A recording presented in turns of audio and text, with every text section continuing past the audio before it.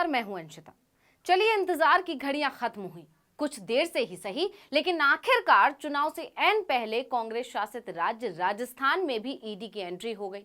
पूरा विपक्ष पल के बिछाए इसी पल का तो इंतजार कर रहा था। शायद ही कोई गैर बीजेपी शासित राज्य बचा हो जहां ईडी सीबीआई की एंट्री ना हुई हो। ऐसे में राजस्थान इससे अछूता कैसे रह जाता। इसलिए अब सबको जानकर तसल्ली हो गई है कि चुनाव से पहले केंद्रीय एजेंसी ईडी ने राजस्थान में अपनी जिम्मेदारी अच्छे से संभाल ली है। आपको याद होगा कि कुछ ही दिन पहले प्रधानमंत्री नरेंद्र मोदी ने अजमेर में एक सभा को संबोधित किया था। उनका वहां से दिल्ली लौटना और ईडी का राजस्थान में घुसना, दोनों काम एक साथ हुआ। इससे राज्य में सियासत गर्मा गई है। अब ईडी तो पहुंच चुकी है, लेकिन यहां जानना जरूरी है कि आखिर पहुंची क्यों और कैसे। और इन दोनों से ज्यादा राजस्थान की राजनीति और खासकर विधानसभा चुनाव पर इसका क्या असर होगा। तो आपको बता दें कि ईडी ने कांग्रेस शासित राजस्थान में एंट्री करने के लिए पेपर लीक मामले का सहारा लिया है। जी हां, वही पेपर लीक मामला जिसको लेकर सचिन पायलट ने गहलोत सरकार को अल्टीमेटम दे दिया है। इसी मामले में ईडी ने प्रदेश में एंट्री की और 5 जून को ईडी की टीमों ने आरपीएसपी मेंबर और पेपर माफियाओं के ठिकाने समेत 28 जगहों पर छापेमारी की। इस मामले में प्रवर्तन निदेशालय की एक टीम ने डूंगरपुर में राजस्थान लोक सेवा आयोग के सदस्य बाबूलाल कटारा के घर पर, दूसरी ने अजमेर में कटारा के सरकारी आवास तथा दफ्तर पर छापा मारा। तीसरी टीम ने बाड़मेर में पेपर माफिया भजनलाल विश्नोई के घर, तो चौथी टीम ने जयपुर में पेपर माफिया सुरेश ढाका के घर पर छापेमारी की।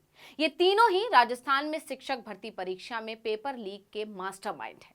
कटारा और भजनलाल तो गिरफ्तार हो गए, लेकिन ढाका अभी तक फरार है। अब राजस्थान में ईडी की एंट्री ने बवाल मचा दिया है। राजनीति शुरू हो गई है। बीजेपी कांग्रेस को घेरने की कोशिश कर रही है। इन सबके बीच सीएम अशोक गहलोत का बयान आया। उन्होंने कहा कि प्रवर्तन निदेशालय, ईडी, सीबीआई और आयकर विभाग राजस्थान में घुसने को बेताब हैं। जब एसीबी अपना काम ठीक से कर रही है तो केंद्रीय एजेंसियां क्यों दखल दे रही हैं? ईडी, इनकम टैक्स और सीबीआई की साख देश में सबसे ज्यादा बनी रहनी चाहिए। उन्हें उच्चाधिकारियों के दबाव में नहीं आना चाहिए।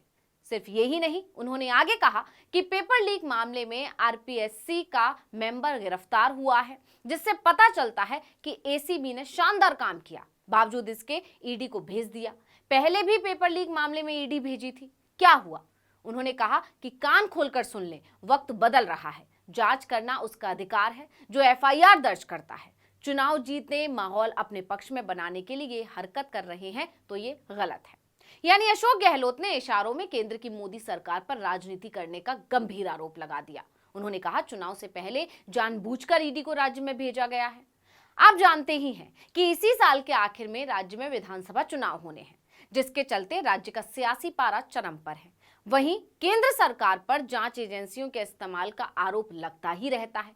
ऐसे में अब चुनाव से पहले राजस्थान में भी ईडी का पहुंच जाना इन आरोपों पर मोहर तो लगाता ही है, क्योंकि इस जांच में कुछ निकलेगा या नहीं ये बता पाना तो मुश्किल है। क्योंकि इससे पहले दूसरे राज्यों में जितनी भी जांच हुई है उनमें क्या मिला, इसकी जानकारी किसी को नहीं है। आपको याद भी होगा, कांग्रेस शासित छत्तीसगढ़ में भी ईडी ने ताबड़तोड़ छापेमारी की थी।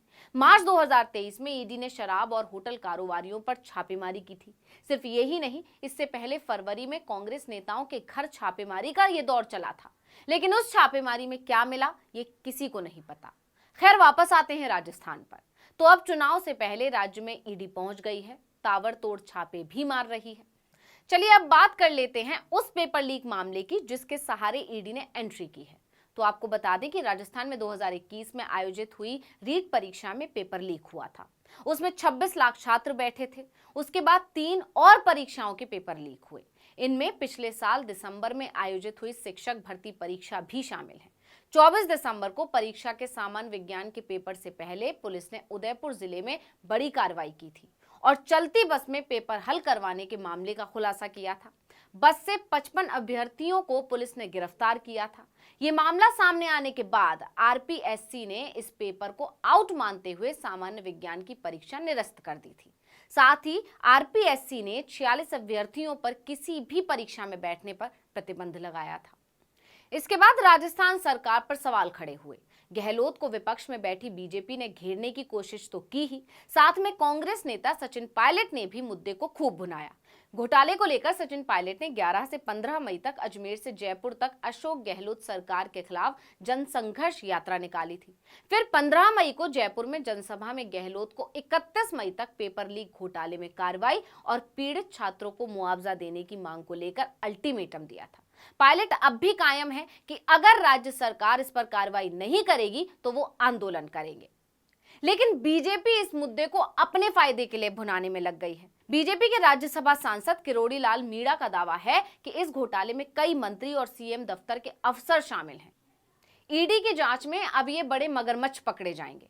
सांसद राज्यवर्धन राठौड़ ने आरोप लगाया कि राजस्थान में पेपर लीक घोटाले में चोर छोटी मछलियां पकड़ रहे थे, असली गुनाहगार अब पकड़े जाएंगे। यानी पेपर लीक मामले के सहारे हर कोई अपनी राजनीति की रोटियां सेकने की कोशिश कर रहा है, जिससे राज्य का सियासी पारा चरम पर है।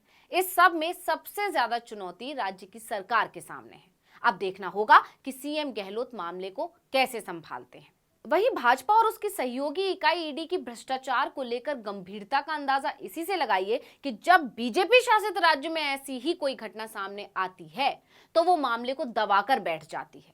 पिछले साल की बात है, कर्नाटक में डबल इंजन की सरकार थी, सब इंस्पेक्टर की भर्ती निकली थी। इसमें इतनी घूस खाई गई कि भर्ती रद्द करनी पड़ी। और इसका सरगना कौन था? भाजपा की नेता दिव्या हागरागी। आरोप लगे कि भाजपा नेता की निगरानी में करोड़ों रुपए की घूसखोरी वाले भर्ती घोटाले की पूरी स्क्रिप्ट लिखी गई। वो फरार हो गई थी और कई दिनों के बाद उन्हें पुणे से गिरफ्तार किया गया था। विधायक प्रियांक खड़गे ने आरोप लगाया था कि 545 से ज्यादा उम्मीदवारों की पीएसआई भर्ती में बड़ा घोटाला हुआ है और इसमें सरकार और अधिकारियों के साथ गृह मंत्री स्पष्ट रूप से शामिल हैं। लेकिन क्या मजाल कि ईडी पहुंच जाए, सीबीआई पहुंच जाए, उसकी जीभ उन्हीं राज्यों को साफ करने के लिए लपलपाती है जहां भाजपा मुश्किल में फंसती है। इस वीडियो में इतना ही। आपसे अनुरोध है कि YouTube पर हमारे चैनल आर्टिकल 19 इंडिया को सब्सक्राइब कीजिए, फेसबुक पर लाइक कीजिए और कमेंट करके बताइए आपको हमारा ये वीडियो कैसा लगा। आने वाले दिनों में हम और किन मुद्दों पर वीडियो बनाएं ये भी जरूर बताइएगा। ट्विटर हैंडल है article19_India, इसको भी फॉलो कर लीजिए। नमस्कार।